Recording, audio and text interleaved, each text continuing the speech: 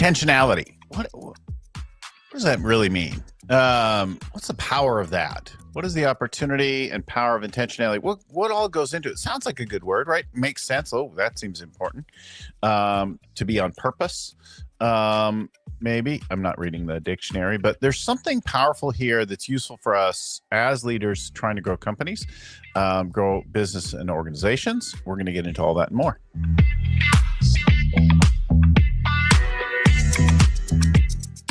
I'm intentional about the groove.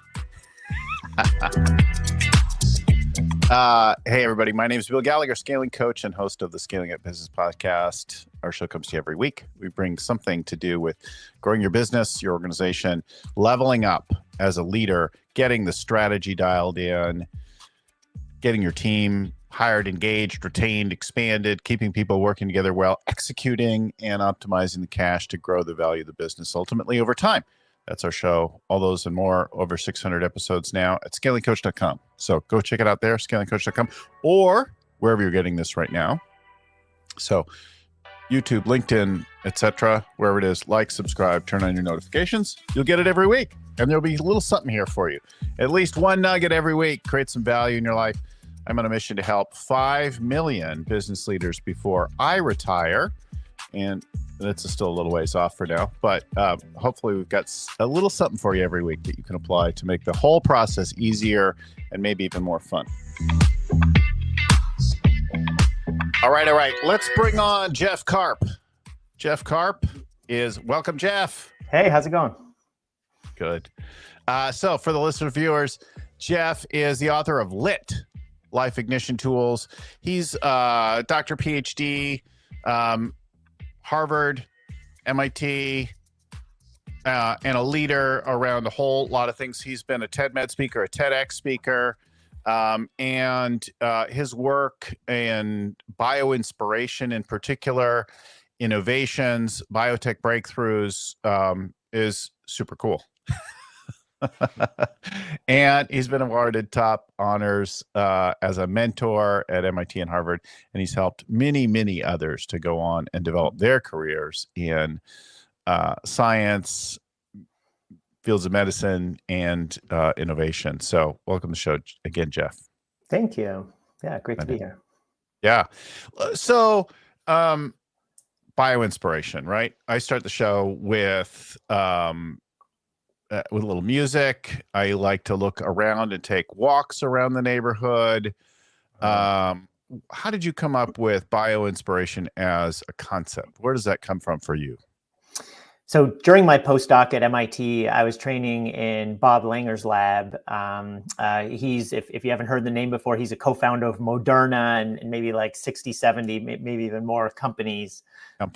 Yeah, just a powerhouse. And I was working in his lab, and one night I was kind of walking back to my desk, and I noticed a journal article on someone's desk that had a picture of Spider-Man, like an action figure of Spider-Man hanging from the ceiling.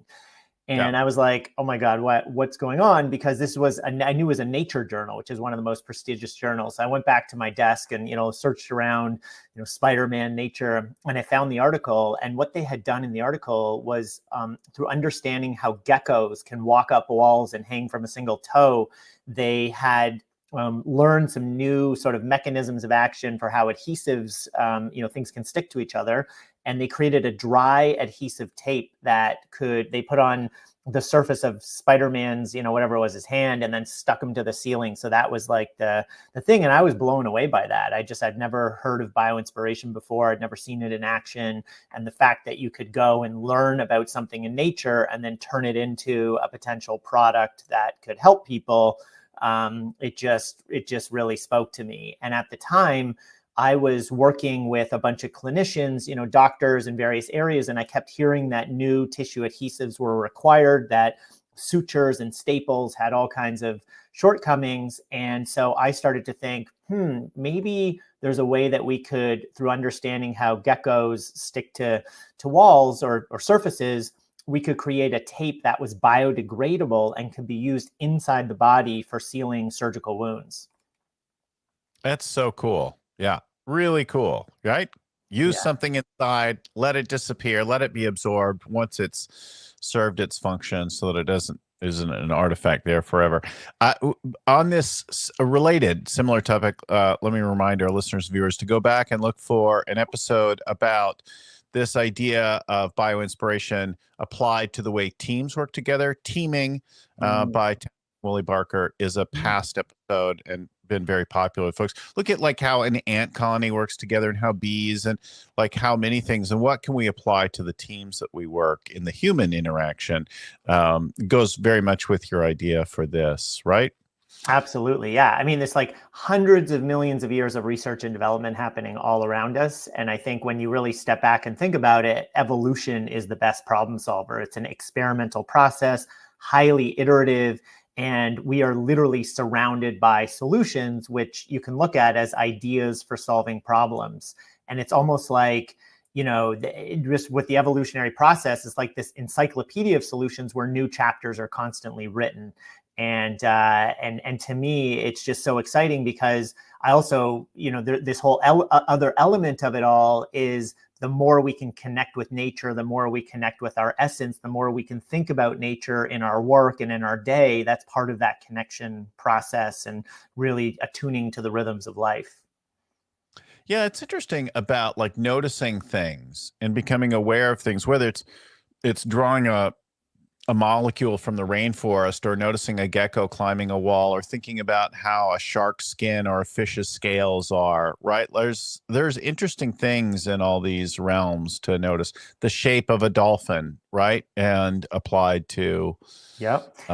Yeah, hydrodynamic I dynamics. love the examples you're bringing up. These are like incredible examples, and there's so many. Like there was this high-speed train in Japan that every time it went through a tunnel, there was like a sonic boom because it was going so fast. And to solve it, part of it was looking at how kingfisher birds, when they're in the air and they're hunting for fish, they have this aerodynamic beak. And that allows them to essentially just drop like super fast into the water and capture their prey. And so they designed the front part of the train based on the shape of the kingfisher beak, and they were able to eliminate this sonic boom. And there's so many. There's this beetle that exists in the desert that there's like no water, but in the moisture in the morning from the humidity, it has these little channels on its back, and the moisture collects on its back, and the channels feed it to its mouth so it can drink water. Like there's all these things we can learn from. It's unbelievable. It's really fascinating how nature solves problems. The sonic boom thing is interesting, right? I grew up, there was a plane called the Concorde, and I never flew on it, but it's supersonic, like transatlantic, really only.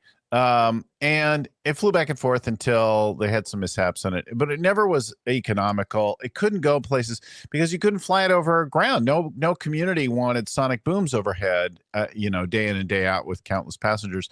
Not to mention it was super, super expensive, right? But now they're developing new ones and with slightly different shapes, this super long beak and tail and that kind of thing to try to create a low pressure, no pressure sonic boom that changes the whole thing so that you can travel faster than sound. Yeah. And my sense is that any problem that you're facing, there are aspects in nature that you can turn to and learn something new that you wouldn't otherwise think of. And when I step back and think about this, it really speaks to how narrow we become in our thinking as we age, as we progress.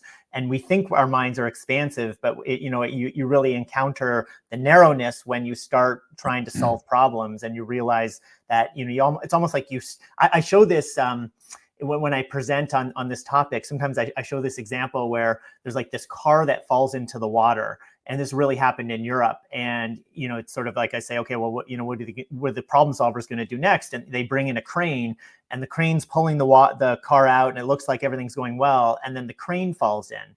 And then I ask the audience, I say, okay, what are they going to do next? What are the problem solvers going to do? And everybody, bring in a bigger crane. And so that's what they do. They bring in a bigger crane. And then what happens? That crane falls in too. So it's like we approach problems with the same thinking, expecting different outcomes. And to me, turning to nature for inspiration is a way to think differently. It's a way to disrupt our mindset, to disrupt the way that we sort of think about problems to bring in fresh energy, fresh ideas, and it just increases the probability that we can take steps moving forward. I think about that example you share, and what I picture is, okay, there I am. I'm in my seat, and this happens, and I swim out of the crane, and then I'm like, okay, I just need a bigger crane. But all of my solutions are from the perspective of being the person there in that crane, like pulling the thing out, and not from the viewer, because the viewer of the video can see, oh, that crane's about to fall over, or the boat's about to come off the lift, or the like, whatever it is, like this isn't going to work out. Yeah. And from our perspective, like God's eye in this case, like you could see it from a different place, and yet in our own world, which is actually why coaches don't have to be brilliant to help you solve your problems. Like I just have to be outside your world a little bit to call out what you can't see from inside the jar, right? Like that. Yeah. That's such a great point. I think, and really speaks to just this sense that there's literally limitless ways that we can look at things. And so why are we sort of just accepting that one view? And to me, that's also the power of, or the superpower of diversity. Like in my lab, I populate my lab with people where there's minimal overlap of the expertise. And so we have, for example, engineers, biologists, immunologists. We've had a gastrointestinal surgeon. We've had a cardiac surgeon. We've had a dentist in the lab, constantly changing. And so the idea is that if we're sitting around a table, everybody can provide a unique perspective. And when they do that, they feel validated, but we also have access to like all of the tools and resources and ways of thinking in immunology and material science and chemistry and surgery and dentistry. And, and so when you get, you get these things together, you're able to see things from different angles. And to me, that's like, it's really important, I feel, in my personal and professional life, to be able to change my mindset, to be able to see different ways of doing things and not just get stuck in the same process for forever. Yeah. This is why getting a board of advisors, a coach, why people value consultants so much, like somebody to look at the challenges you face from a different lens, apply a different approach to it. And if you get multiple of them, wow, all the better, right? Many different ways of doing it. Yeah. Yeah. And, this also kind of speaks to like when I was coming out of my postdoc at MIT and starting my faculty position at Brigham and Women's Hospital, Harvard Medical School, I kind of had this like holy crap moment, because I had observed what others like, Bob has done amazing, started all these companies, and it's not about the companies, it's actually about helping patients and bringing academic technologies, through clinical trials. And I realized that's what I want to do. Like my passion was just, I knew it, but I had this holy crap moment because I'd seen other people do it, but I didn't know how to do it myself.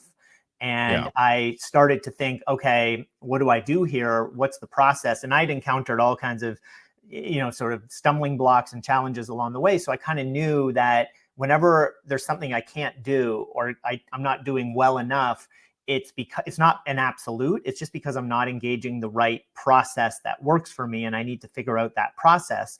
And so I started thinking, okay, if I want to make academic discoveries and then bring those to patients, let's say through startup companies, what's the expertise I need? And I started to think like, okay, well, I need like patent lawyers.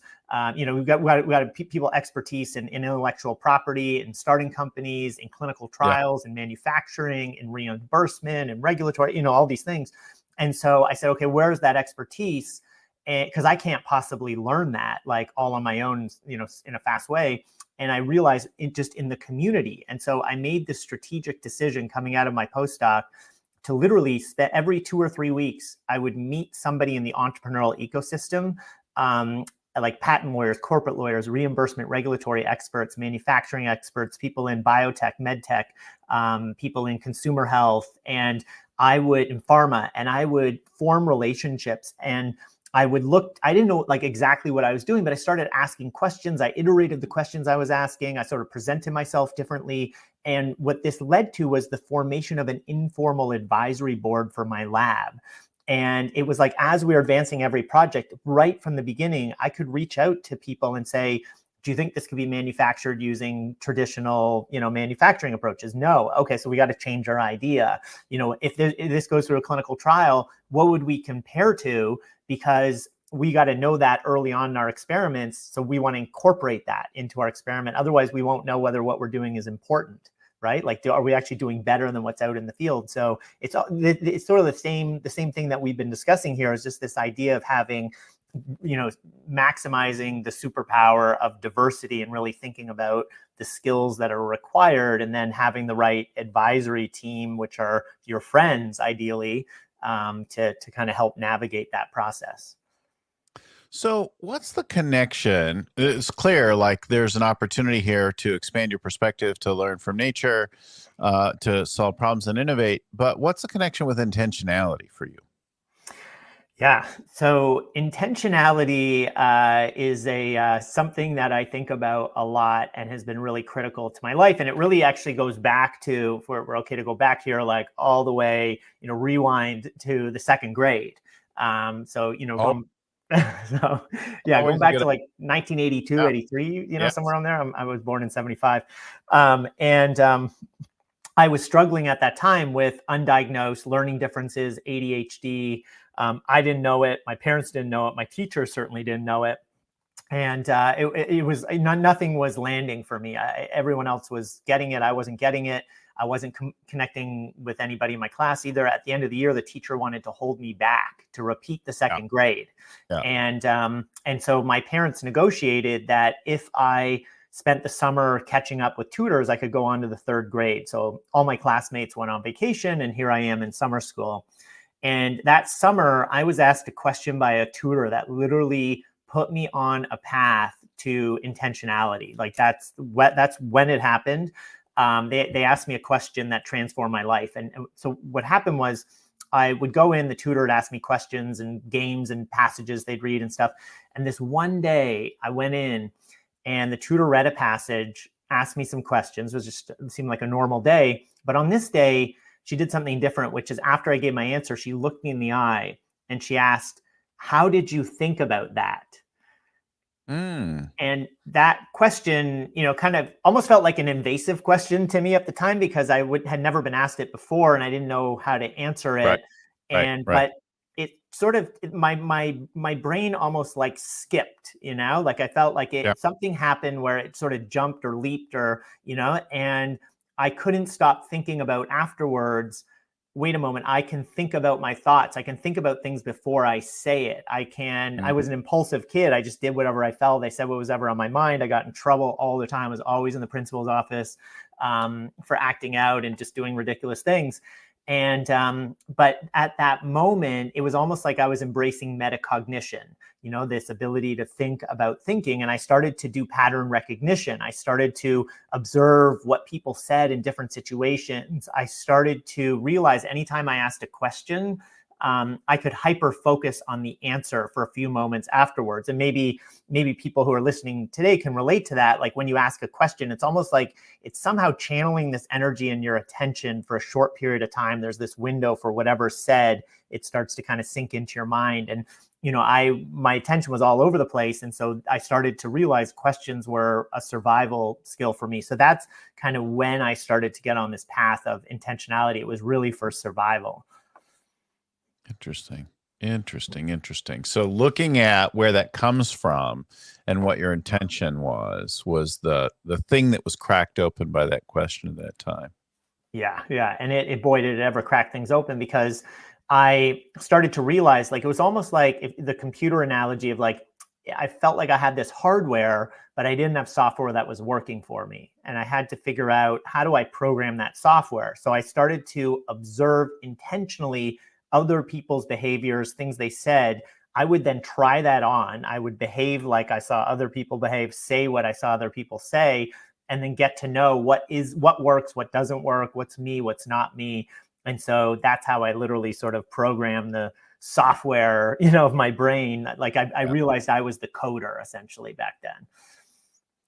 I don't know what I was like as a kid, but I do remember that about the age of 6, my parents took me to learn the first kind of meditation. And then I was exposed to other kinds of meditation and learning to control your mind, that I could slow my mind, notice my noticing, right? Like bring that awareness to the self. And then later through things like body scan and then pulling back your awareness to think about yourself sitting, meditating, or whatever, wherever you were, and then pulling back to imagine yourself, and then to sort of, I mean, people think of themselves actually going places like astral projection, but taking your mind somewhere else, like being able to detach from things, to notice the thoughts, having the thoughts, the internal dialogue, monologue that you're having inside your own brain moment by moment, and then to get some control is super powerful, right? Like, yeah, that's amazing that you had that experience.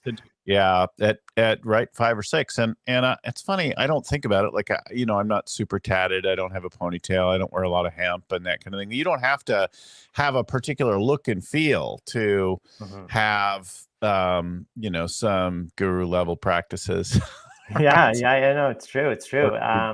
And I think, just what you said, I mean, it's just so powerful because, we hear a lot of people talking about it these days, that like, it's like most of your thoughts are not useful. Right.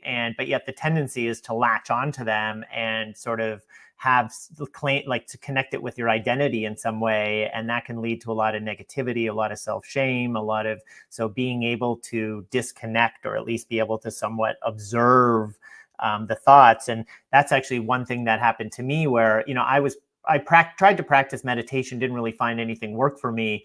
But when COVID hit and we all had this unintentional pause, and my life literally came like crashing down in my living room, and happy to go into that. But I started to get into meditation, and I found transcendental meditation, which is like, there's this one word, a mantra, and you say it over and over in your mind.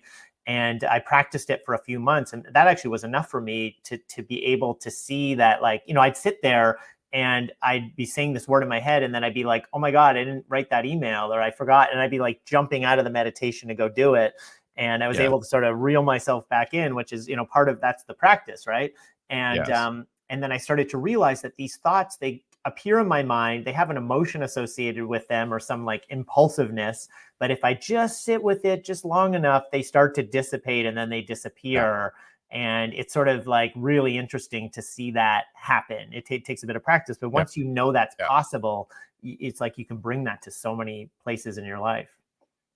Yeah, so the TM, Transcendental Meditation, was the thing that I was first introduced to at 6, and they gave me a mantra, and they give you a different mantra at different stages of life, and I don't hardly ever use that one anymore. But I found that like a mantra in my experience is just a focal point. So you could focus on your breathing. You could focus on a dot on the wall, or a tree if your eyes are open, or you just pick something to bring. And then every time you go away, you're like, oh, I have that thing to do, and I need to put that. You're like, then you have that, but then you go, oh, look at me going away, and then I'm back to the tree, the spot, the breath, whatever it is, and I can pull my focus back to that thing. Yeah. We're talking, the focus changed on the camera. Yeah, I know, right? Look at that. I saw that too.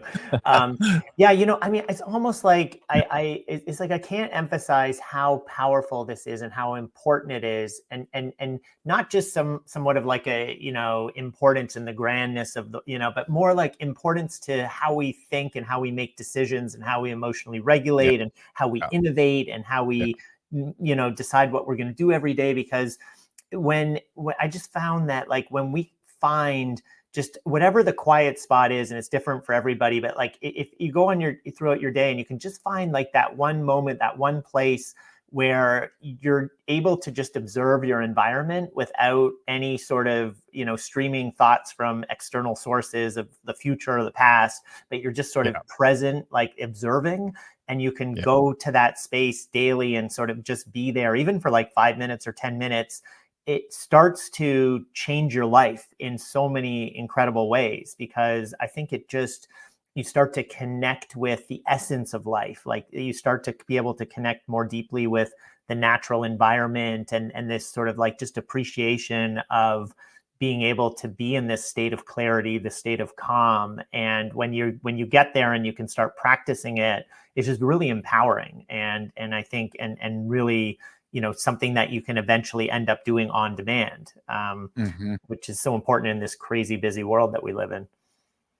It's funny. Yesterday, I was feeling very anxious about one of my business projects that I've been at work on for a year and hasn't gone very well. Or aspects of it have gone well, but other aspects have really not gone well. And I've tried various things, and none of them have worked with this particular project.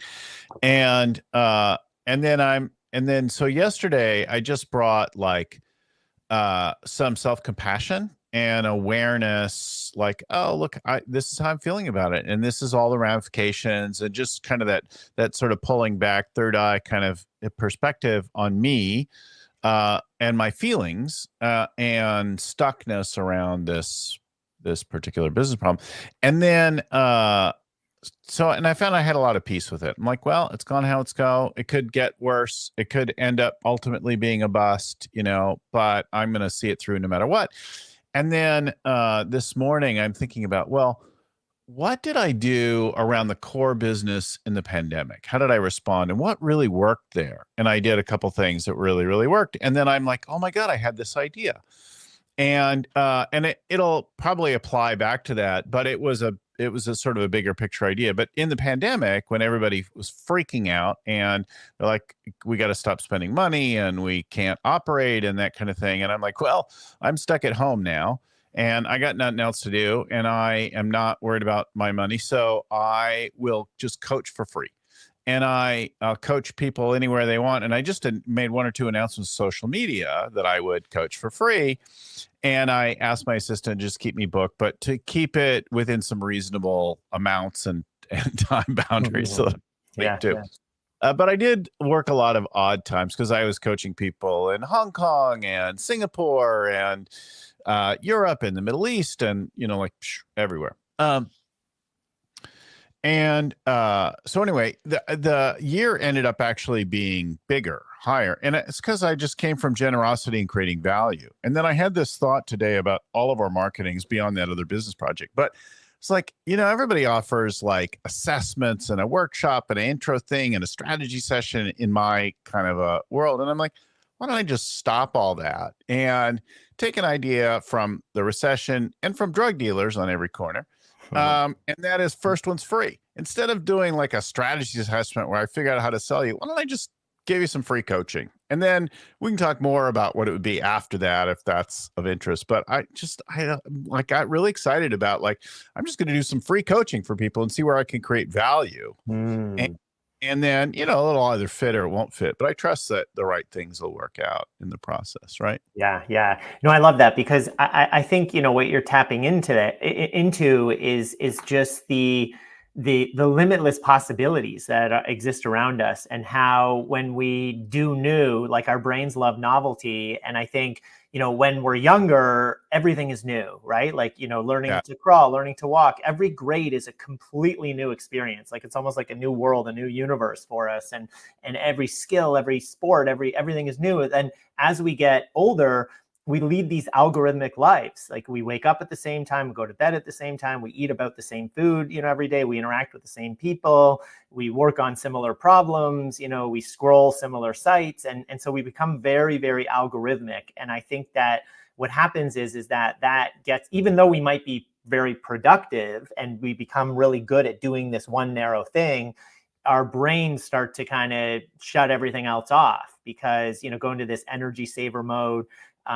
But, when we start to do new, it can be so energizing, like just making these small changes and finding the time, like it sounds like you did. You just kind of stepped back and you had a moment of pause and you were able to reflect and you had some clarity and this idea came to you and boom, you were, but I feel like everybody can access that every day. And it's right there. But when you do these back-to-back meetings, and then, we only have, there's certain cognitive capacity, like it's like a battery, right? And or, our bandwidth, it's like that gets depleted. And when you go scroll and when you watch movies and, whatever you're doing, you're depleting that. And so we need ways to recharge and restore. And for the other thing I'll say is, like, our brains, I like to think of this as like press pause. Our brains need a pause to sync up for our conscious, subconscious minds, like to swirl around and for all the information to settle. And something I noticed that, people that, you're listening to potentially, you listening, you could practice this, just give it a try if you're not already doing it, which is I used to do these back-to-back meetings, all day long, every day. I get to the end of the day, I feel great because I'd be like, all right, I've done 2 marathons worth of work. Right. And I'm like, all right, this is great. I get like 5.5, 6 hours of sleep, just barely enough to squeak by, but then, repeat every day. But then I started to think like there was something that didn't seem right. Like something to me was just a little off. And because there were just so many things I was doing that just weren't valuable. Like I just felt like I was doing like all these little things and like, why am I doing? So what I did was I create, just as an experiment, I created like 10 minutes in between meetings. So instead of booking an hour, do like a 45-minute meeting or 50-minute meeting. And then in between, do nothing. Like don't look at your computer, your phone, just like close your eyes or go for a walk somewhere, ideally in nature. And what happened was, it was like transformative. I started to connect with what the person I just met with something that someone said like 3 months ago. And I was be like, oh my God, we should get together. This could be huge, and I wouldn't have had that thought if I would have just run into the next meeting. And so, it just really showed me that our brains do need those moments too. And I feel like we used to have those moments, like in the bathroom, for example, like, you have them in the shower, you have like, luckily, like people are not necessarily taking phones into the shower these days, because at least that might be a place where, a lot of people get ideas in the shower. Right. And it's like, okay, but you can get those ideas outside the shower too. You just have to find a way to, like create those moments of pause where you're letting your mind just sort of, sync up and swirl around. And Shower thoughts. I think people have waking up thoughts, they have shower thoughts, they have commuting thoughts, they have running, exercising thoughts. I actually have a notepad in my shower from a product called Aqua Notes. Ooh, and it has like a little waterproof paper. You can order it on Amazon. Go look for Aqua Notes. It looks like a little notepad, but it has a pencil and a little tear off notepad that sticks on your shower wall, and you can write down your thought of the day or whatever. And I super love it, like for that kind of thing, like an intention, a brainstorm. I could have an intention up and then flip it up, write a brainstorm, pull that off, take it off with me, and then capture it. I generate more ideas than most. I lead with ideation, but I also recognize most of those ideas are just noise. Like it's just brain chatter making random connections, and lots of them aren't super useful. Right. I definitely shouldn't pursue all of my ideas. I should let most of them go, so that I have some focusability. But it's a useful thing. You talk about the brain interrupt and getting sidetracked. I think one of the biggest things that people are terrified with is public speaking. And I am almost never terrified of public speaking. I can walk in front of 5,000 or whatever, and I'm actually pretty good most of the time. But I did stand-up comedy a few years ago, and I was truly terrified because I was doing something new. I've done things around music and dance before where I've been terrified because it wasn't like my home turf. To get up and talk like this in front of a group about something I don't think anything of it. I belong there, right? Like, but that isn't normal for most people. And you had an experience like this doing your TED Med talk. Talk about how that was for you, what happened, what your insight was. Share with us that. Ooh.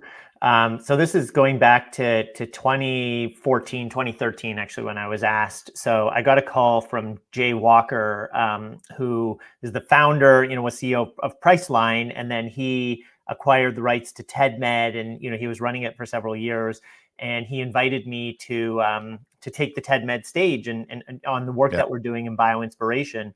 And initially, I actually said no because I was so afraid of doing it. I hadn't memorized anything since like grade school, and most of these, pretty much all the talks are fully memorized, and they're like 15 minutes, 18 minutes, whatever it was. And so I was but then I started to reflect, and I was like, if I say no, I'm probably never going to be asked again. And so this is my only shot.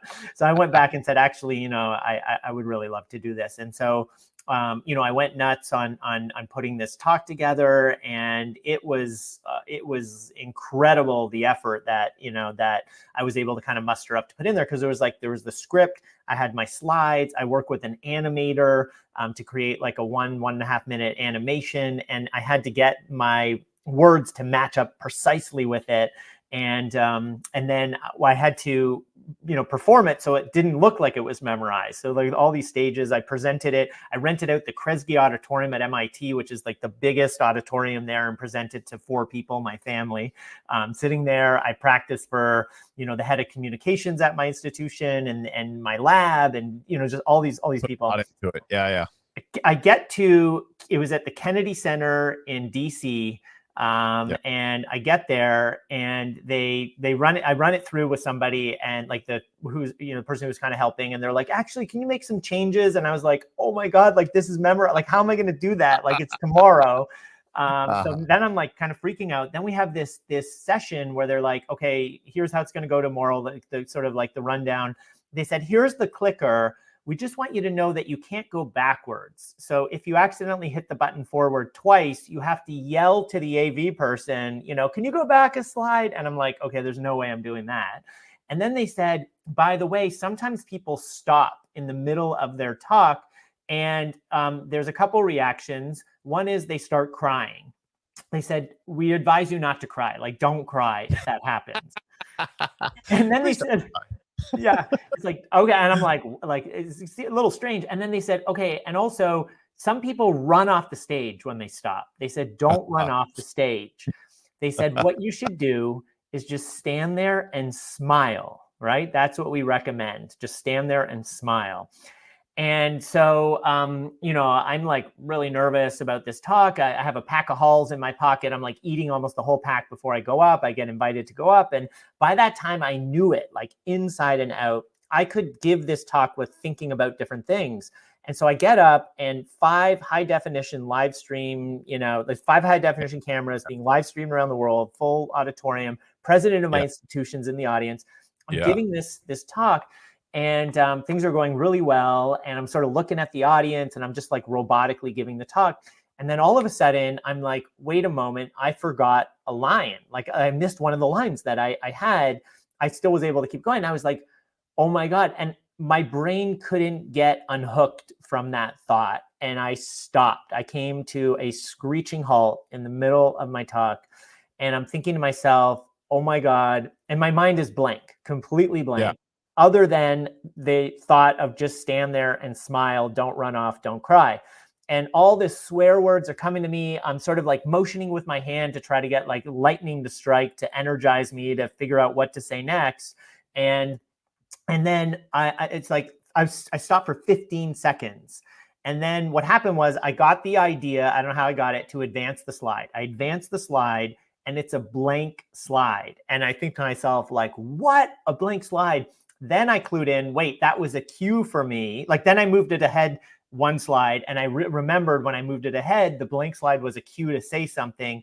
I knew what I was supposed to say, and then I was able to continue. So I continued, finished the talk, and then as I was walking off the stage manager, whispers to me, we can edit that part out. And then, I left the stage, and so what happened after the talk, some people came up to me and they said, we noticed that you stopped in the middle of your talk. And I'm thinking, okay, probably not too hard to notice that.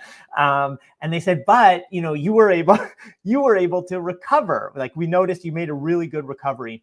And that was transformational for me because I had been shamed for a talk that I had given actually in grad school. Like someone yelled at me during a question and answer period, and it really like I don't know, it just imprinted in my mind. And every talk after that, I couldn't get rid of it. But that like stopping and then being able to start again, it kind of unhooked me from that imprint, that negative imprint, and it gave me the confidence. And it's, one of the chapters in LID is about focusing beyond failure and really seeing failure not as the end, but as one of the steps in the iterative process of evolution of moving forward. And to me, it was like this experience, as kind of horrifying as it was while I was standing there, actually transformed every talk after that I've given to, I'm more confident, more relaxed, more, and so it's made a profound, difference in how I I get up on stage, these days. And it's just, I mean, there's been so many examples like that in my life where it's like, you think you just, and it comes with these expectations, and, the failures seem at the time huge, but if you look back on your life for all those huge things, most of the time you realize that they were actually a catalyst for something else to happen that then became really great. Yeah, every great story, right? Every heroic tale has a moment of failure, often a few of them, where you like have to uh, reset, look again, pull yourself up, right? That kind of thing, and that's so real, and people have that, and people have those kinds of things all the time. We've even seen like famous actors and performers who have like fled the stage because they just couldn't deal with whatever, a technical breakdown or a thing like that, Yeah. and had a whole meltdown that damaged their persona, their brand, their product. I in that panic that I had over doing stand-up comedy, because I'm fine talking about whatever and just kind of riffing on things, but memorizing a specific sequence of something that builds on something else and is all of it's supposed to be funny. Of course, it wasn't actually all that funny, but in the end, but I do remember in the middle of that, I lost my place at some point, and I'm like, oh, I forgot. And then I just kind of looked at people. I'm like, I think I forgot to say something anyway. And then I just moved on. Right. Like, Yeah, and I had been coached in that some years ago. Like when you get pulled out, nobody pointed out that I might cry or run away, but instead of just staying there, like just call it out, call yourself out. Like, oh, yeah, I got distracted there for a second. What was I talking about? And then sometimes the audience will tell you, or whatever, or you'll just think you'll pull yourself back by just naming that went off.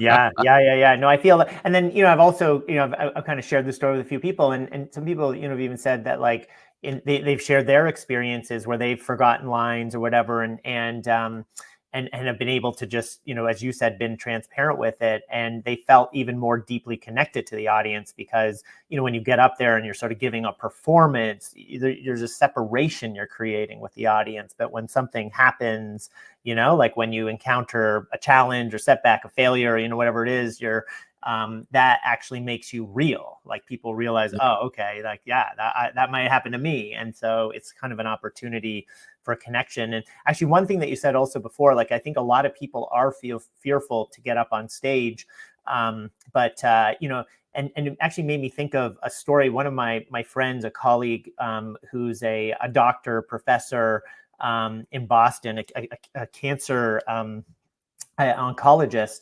And there actually just was a film about him that they showed, several weeks ago in Boston, because he actually got cancer. He got the cancer that he researches, and he actually beat it twice.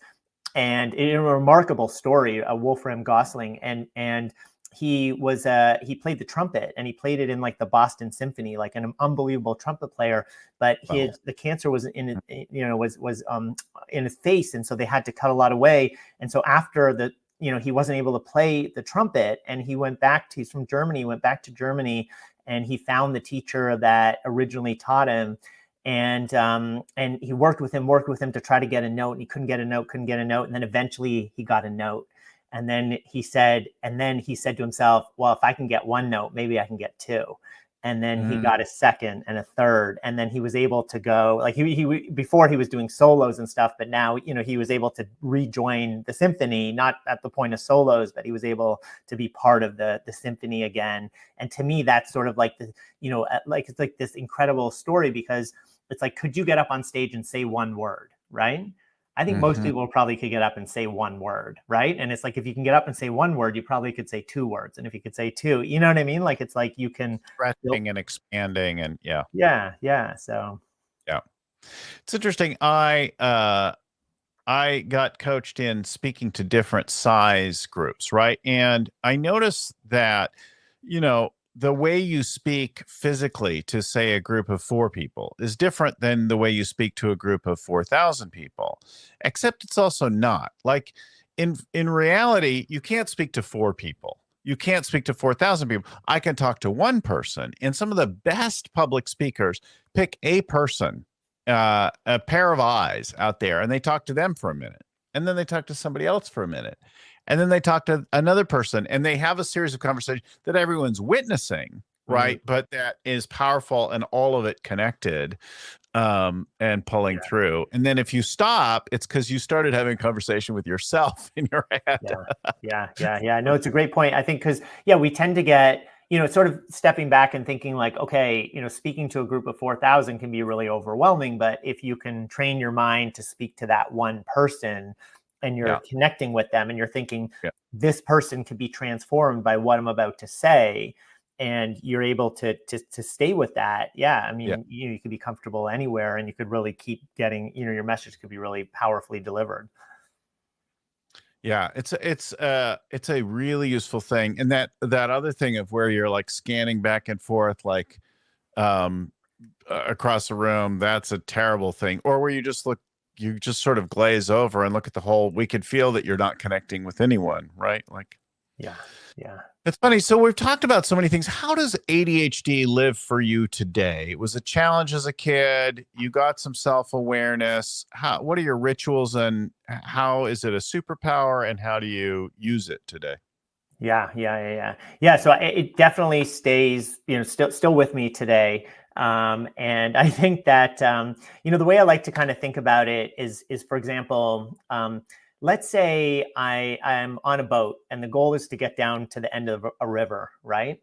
Yeah. I'm going to bump into every single rock along the way, every Yeah. overhanging branch I'm going to get trapped up in, but I'm Yeah. not just going to get sort of trapped up. I'm going to look at the rock and I'm going to be like, oh, that's interesting, and I'll kind of see the rock. And then I get trapped on a branch and then I'll see a path on the side of the river and I'll get out of the boat and I'll start walking. And then I'll be like, wait a moment, I'm supposed to be going down the river to the end. I'll get back in the boat. And so I feel like by the time I get to the end, it's taken me far longer than I had ever imagined. I might be like shaming myself in some ways for like, why did it take me so long? But the experience that I've had has sort of like, I've tapped into my curiosity. I've had this experience where I've looked at every rock, every branch along the way. And so I have this sort of deep understanding about certain things I didn't have before I got in the boat, right? And I feel Yeah. like that's kind of how I feel navigating the world with ADHD, is that I'm kind of going over in all of these places. But in many ways, I found it to be a superpower in the sense that I'm able to connect with things in my environment in really meaningful, deep ways. And I'm able to make observations and be able to do pattern recognition and then be able to bring that to the research in my lab, where we're trying to solve medical problems. And it's really important to see what are the patterns that others have used to try to solve this. What are new patterns that we could, approach this with? And so I think, it definitely is challenging in the sense of, I need rituals and practices and habits. So you mentioned that. So one of the things I do, I refer to as the distraction disruptor. And this is something, again, everybody could try today, which is what I do is I'll write on a piece of paper the word distraction and I'll circle it. And then Mm. anytime I feel distracted or catch myself in a distraction, I'll put a check mark through the word distraction, through that circle. And what that does is it doesn't necessarily stop the distraction, but it intercepts and develops an awareness that I am being distracted. So it almost gives myself a little pause to be like, okay, you're in a distraction. And now I can be intentional about, okay, yeah, I want to continue to be distracted, or no, I want to get myself out of the distraction. So it gives me almost that choice. It presents like a choice. Yeah. And Yes. I also, by looking at the number of check marks I'm sort of putting in this box, I get a sense for my distractibility that day. So it could, Mm. indicate that maybe I'm not getting enough sleep, and then I can make changes, or I had too much coffee, so I'm, all over the place, I'm crashing, or, this kind of a thing. Yeah. Another thing I do is I put my phone, I'll put it there and I'll start the timer when I'm working. And then when I feel the urge for distraction, I'll look at the clock and I'll say, can I go another minute or two before I engage in the distraction? So Yeah. kind of turning it into a challenge. Yeah. So you refer to that as like a challenge clock. And often when I do that, I'll look at the clock a few times, one more minute, and then it'll be like 10 minutes or 15 minutes. So I'm able to Mm. then, find something Yeah. that, Yeah. so there's all sorts of things like that I do to try to navigate. And I don't use those every single day, but I sort of cycle through them, depending on the situation. Well, what works for you, the listener, the viewer, won't necessarily be what Jeff did, but maybe you can hear something from it and be inspired by him, as he's inspired by nature, or be inspired by one of the things that we talked about today. Jeff Karp, jeffkarp.com. The book is Lit. It's all about getting lighting your own life up, life ignition tools, lit, intentionality, and bringing that, developing that for yourself, we should all be as productive and accomplished as you, Jeff. jeffkarp.com. Thanks again, everyone, for watching, for listening. My offer, my inspiration, this thing is sincere. If you want a free coaching call, I don't know. I don't have official structure for it yet, but just send an email to bill@scalingcoach.com. bill@scalingcoach.com, and just write free coaching, and I'll have my assistant book you a time. We'll give you a little free coaching, see what happens. If it's useful, you'll want more. But in any event, we're happy to do something like that. Let me give a big shout out and thanks to my friend and mentor, Vern Harnish, who created the whole Scaling Up framework, and we do our annual CEO Summit at Harvard every year. And then to the folks at StoryOn, who help our show get ready, produced, out the door each and every week. StoryOn, Cameron, Seth, Christelle, and the team over at StoryOn. Thanks again, everyone, for watching, for listening. We'll talk to you again next time. Keep scaling.